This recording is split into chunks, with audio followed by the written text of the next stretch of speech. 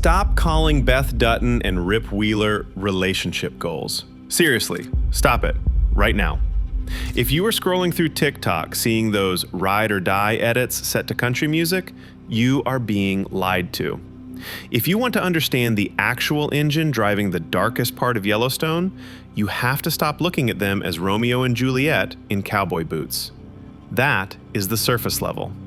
Underneath, what you are actually watching is one of the most clinical, terrifying examples of folie à deux, a shared delusion ever put on television.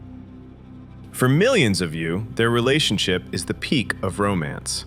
The broken woman, the unshakable man who would burn the world down just to see her smile. That is your expectation. But today, I'm going to flip that on its head and show you the reality. This isn't love. It is trauma resonance. It is a psychological trap where two monsters don't fix each other. They enable each other to stay monsters forever. By the end of this video, you won't see a romance anymore. You'll see a pathology. Before we can analyze their marriage or the wedding, we have to look at the soil they grew up in. We have to look at patient zero. To understand Beth's monster status, you have to look at the mirror image she fell in love with.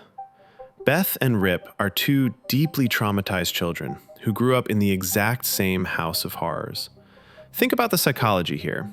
Beth carries the crushing weight of guilt for her mother's death, a guilt her father, John, weaponized and placed on her for decades. She believes she is poison.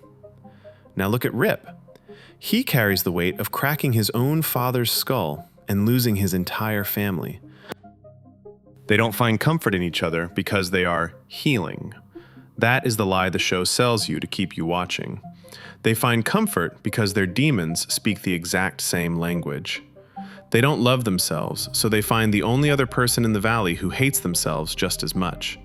They are bonded by self-hatred. So how does this dynamic actually work in practice? Why does Beth act the way she does toward him, pushing him away and pulling him back? It comes down to a specific psychological mechanism. Beth uses Rip as an emotional punching bag. She tests his boundaries. She humiliates him, she manipulates him, and the million-dollar question, why does Rip take it? Why does the toughest man in the valley, the killer, accept this abuse? Because for Rip, violence and pain are the only forms of love he has ever known. He confuses endurance with affection. There is one specific line of dialogue that unmasks this entire dynamic, and if you missed it, you missed the point of the show. Rip looks at Beth and says, "I know what you're doing. You're looking for someone who won't break." Most fans hear that and think, wow, he is her rock. But look closer. Clinically, this is terrifying. It means Rip has accepted his role not as a partner, but as a container. He has become the designated hazardous waste bin for the entire Dutton family. Beth pours her trauma, her rage, and her toxicity into him, and he absorbs it without complaint. Why? Because after years of conditioning by her father, Rip has no self-worth left to protect. He believes his only value as a human being lies in his utility, his ability to take a beating, emotionally or physically, and keep standing for his owners. Now, let's talk about the moment that broke the internet. The wedding. You remember it. Kidnapping the priest, the vows in the front yard. You probably thought that was the absolute peak of outlaw romance. Here is the cold, hard reality you might have missed while wiping away tears. That wedding was the apotheosis of absurdity. It wasn't done because they finally healed. It was done for legal immunity. They got married in a frantic rush for one specific reason: spousal privilege. If they are married, the state cannot force Rip to testify against Beth in court regarding her corporate espionage and crimes.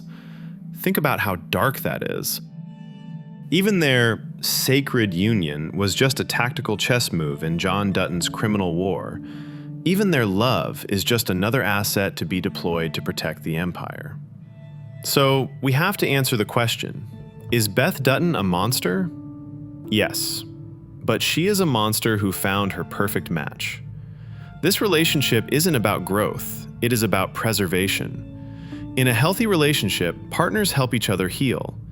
Beth and Rip allow each other to remain broken. They create a hermetically sealed world where extreme violence is justified as protecting the family. They don't want to get better, they want to stay the same, together.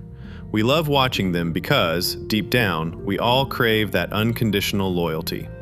We want someone to stand in front of us and kill the dragon. But Yellowstone is showing us the price tag on that loyalty. The price is that you have to become a sin eater. Anthropologically, a sin eater is someone who consumes the sins of a community so the leaders can remain pure. That is Rip. He takes on the bodies, the murders, and the guilt so John Dutton can stay clean and play governor. Rip Wheeler gave the Duttons everything. His childhood, his name, his conscience, his ability to be a free man. And what did he get in return? A little cabin on land he will never own, and the right to die for a legacy that would erase his memory the second he stops being useful. The perfect soldier became the perfect monster, because only a monster can survive the ecosystem John Dutton built. Beth and Rip aren't goals, they are a warning. Don't let anyone brand you. Thanks for watching.